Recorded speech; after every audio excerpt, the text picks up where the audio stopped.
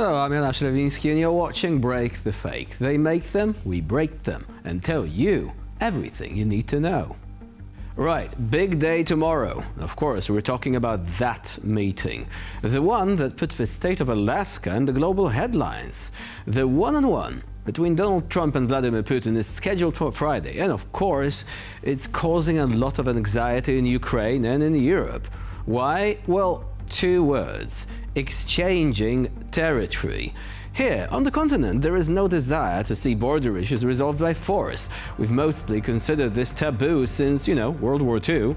But the choice of Alaska actually has quite a few people on edge, given that it's still a symbol of how territory can be traded like Pokemon cards. Of course, this is probably not even the main reason why Alaska was chosen as the venue of this meeting. You see, Russia refused European locations because, surprise, surprise, Putin has an arrest warrant on his head, issued by the International Criminal Court over his war crimes in Ukraine. Still, when Anchorage was picked, the Russian propagandists have once again dusted off the topic of returning Alaska. This is a case where federal channels are openly discussing what Putin may only whisper among his closest friends and on maps of the world without borders. Take back, get back what is ours, the kind of rhetoric that preceded the attack against Ukraine, by the way. Шансы на мир. Путин и Трамп в пятницу на Аляске. Да, предлагаем лучше вернуть нам обратно Аляску. Знаете же, как называют Аляску? Айс Крым. Да. Тогда-то надо вернется к родным Калифорнии, возвращаться в Мексику, Форт Росс к родным берегам, Аляска тоже домой и Гавайи. Now, for Russian propaganda, Alaska is not just any piece of land. It is a symbol of historical justice. However, for some reason, Russian television rarely ever mentions the history of the sale itself back in 1867, claiming that it was a treachery of the West or a temporary weakness of the empire. They prefer not to talk about the fact that the Russian Empire sold Alaska for $7.2 million US. This, by the way, is equivalent to $129 million US in 2023. Imagine the horror of Russian propagandists once they realize the precious geopolitical crown jewel was sold for the price of a high-end luxury home in Florida or a bunch of bespoke Rolls-Royces and Bugattis. They love to paint Putin as the great leader who returns what was lost, but end up like a family who's really salty about Grandpa throwing away priceless early issues of Batman and Spider-Man comics instead of listing them on eBay and making good money out of them. In any case, if Moscow suddenly decided to invade Alaska, the main strategic target would probably be American supermarkets, because after Russian food prices, any Walmart will seem like heaven on earth. For the time being, I suspect Russia would stand a better chance reclaiming Brighton Beach, New York, with its large Russian-speaking population, though most likely the only invasion Americans will be seeing this year is Disney's Alien Earth. Now, Russia can put Alaska as ours posters around its territory all at once, even though ordinary Russians are probably more concerned about empty fridges and rising egg prices. But what really matters is the meeting taking place this Friday. You see, the Russian Tsars may have made a bad deal, and now the Russians are acting like that guy who had thrown away an old hard drive filled with Bitcoin and only recently gave up scouring scrapyards for his lost millions. But this should also be a cautionary tale for today's leaders.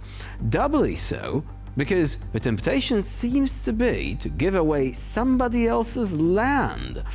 It's almost as if we put a real estate agent in charge of the peace process. Oh, wait. Что вы думаете о предстоящей встрече Трампа и Путина на Аляске? Этого не будет, потому что Трамп уже все продал.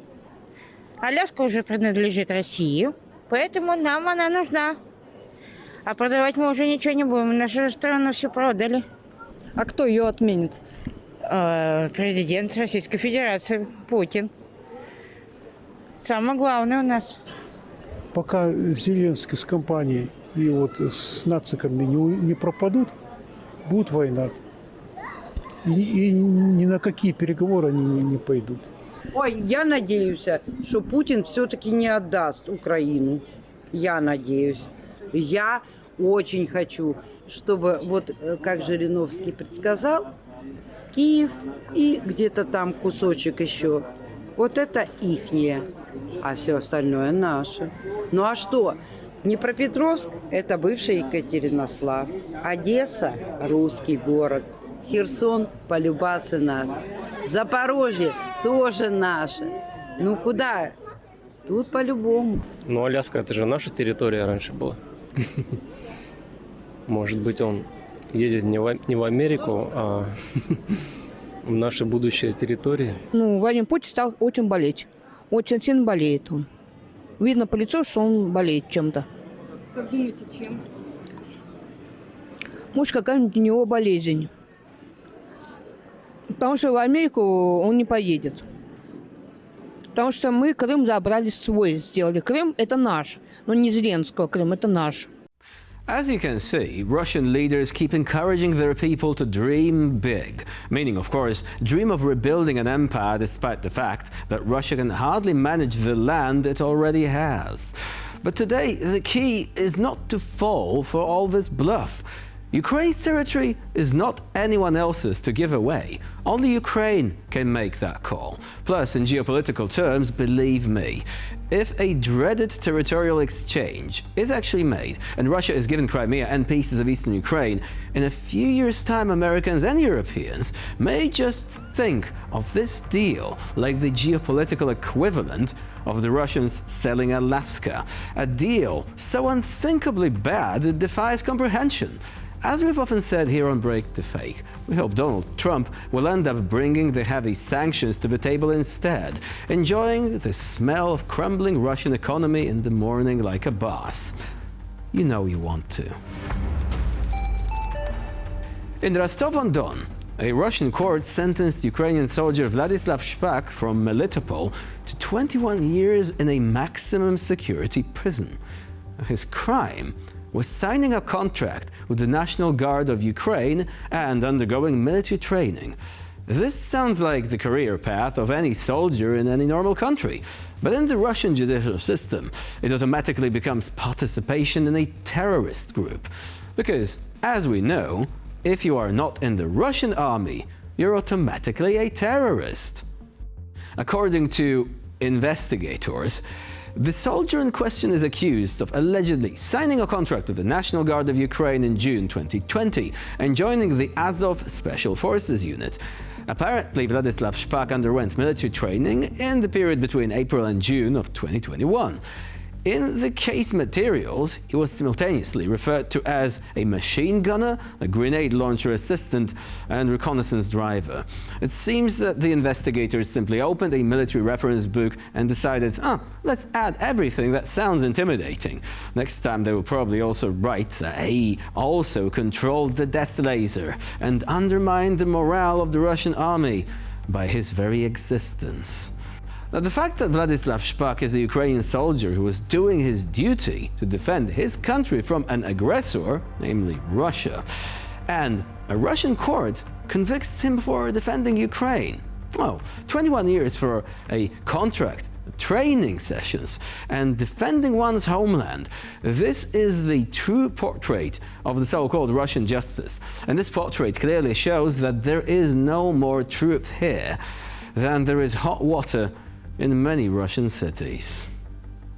And with this, we conclude this edition of Break the Fake. Please stay with us here on TVP World for more latest news and updates.